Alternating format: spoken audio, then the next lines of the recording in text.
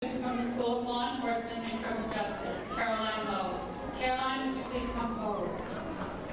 Most of us recognize Caroline from WCCO TV, where she is an investigative reporter focusing on crime and criminal justice issues.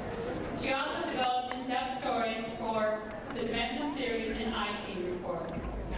In her 25 years with WCCO, she received numerous awards for her work in journalism. These include the prestigious Alfred I. DuPont Award from Columbia University and 2 regional Emmys. Caroline has written many articles on police media relations and has served on the Minnesota Board of Directors for the Society of Professional Journalists. She also appeared on The Lowe Show, discussing investigative journalism. In addition to her many professional activities, she is involved in a number of community service activities, is a mom to 2 teenagers, and has maintained a 3.8 grade point average in Metropolitan State University's law enforcement program. With great pleasure and pride, I present the outstanding student speaker for our 70th commencement class, Caroline Lowe.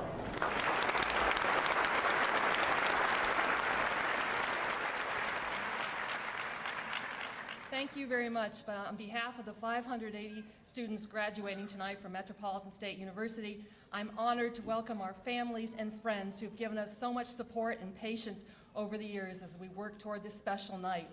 I also want to recognize the superb faculty here at Metropolitan State University, both the full-time professors as well as the community faculty who brought their real-life experiences into the classroom. You challenged us, you inspired us, and provided so much wisdom and encouragement.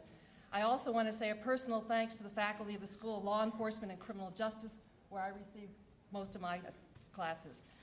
Most of us receiving undergraduate degrees didn't begin our college education here. Few of us finished in the traditional 4 years. My broken path to a college degree is probably pretty typical. My mom and dad had to wait 26 years to finally see me graduate tonight. They're out there somewhere.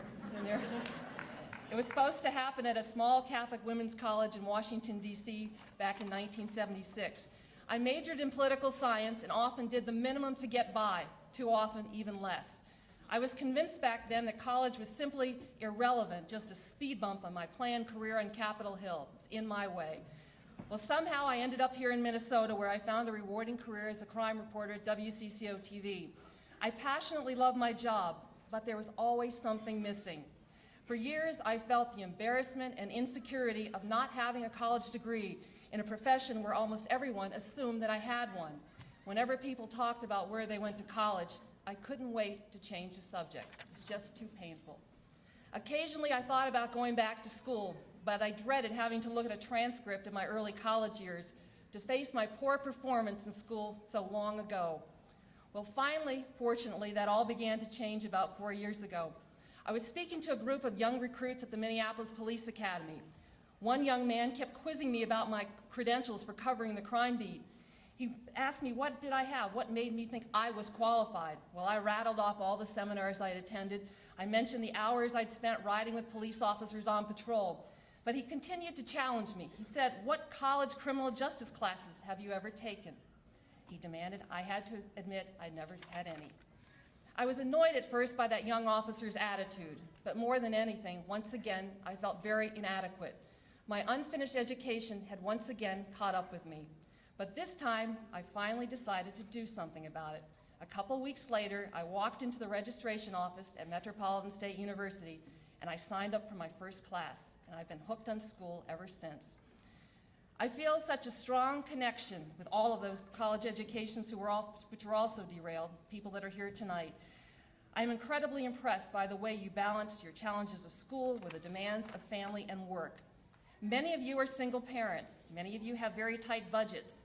Many of you have faced personal difficulties, but you overcame these hurdles with determination and lots of hard work. All of you deserve enormous credit. If Metropolitan State University hadn't been created, I'm sure many of you still wouldn't have your degrees. I'm sure I wouldn't be standing here tonight.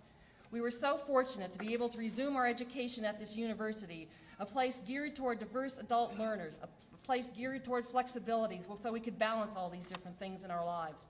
We all owe a huge debt of gratitude to the visionary people who opened the doors to Metropolitan State University 30 years ago. Doesn't quite fit, but it feels good. Well.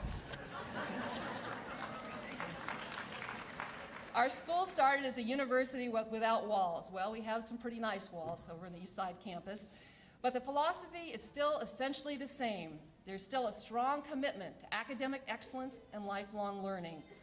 I'm a big believer in continuing education and in taking second chances. This time around, in my second try at college, the entire experience has been much more relevant and much more rewarding. It greatly improved my grasp of the criminal justice system I had covered for so many years as a reporter. I went from being the young student who did the bare minimum to get by to an adult learner who would aim for the maximum. I felt the same drive to succeed here at Metropolitan State University that I'd always felt as a reporter. A couple of years ago, I finally got around to ordering my college transcripts from many years before. Well, it was painful to actually see the grades in black and white, but it was buffered by that inner sense of confidence you feel when you finally faced a big challenge in your life. The fact that all of us are here tonight proves that it's never too late to return to school.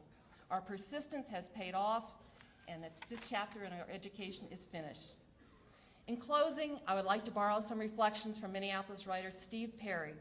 They're included in a eulogy of Nellie Stone Johnson, the Minnesota labor and civil rights activist who is also a great friend of our public higher education system. Johnson died last month at the age of 96. Steve Perry says Johnson's short list of what she hoped she taught him would go something like this.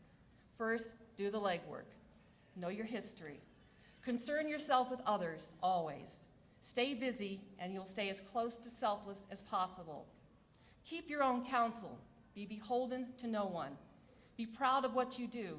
Let good faith be its own reward. Remember that regret wastes time, and keep on. Congratulations to all of you in the class of 2002. Best wishes as you continue to pursue your dreams and future educational goals. Thank you very much.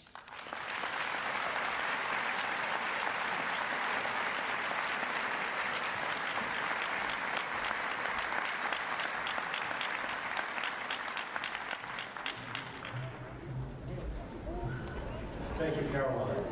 I know that your classmates and instructors have enjoyed so much having you here as part of the Metropolitan State University community. We're pleased that your time with us was important for you also.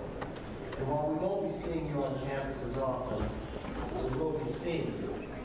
And we hope you will come back to visit or maybe to get yet another degree. It is a pleasure for me and a distinct privilege for this university community to welcome to the podium this evening's keynote speaker.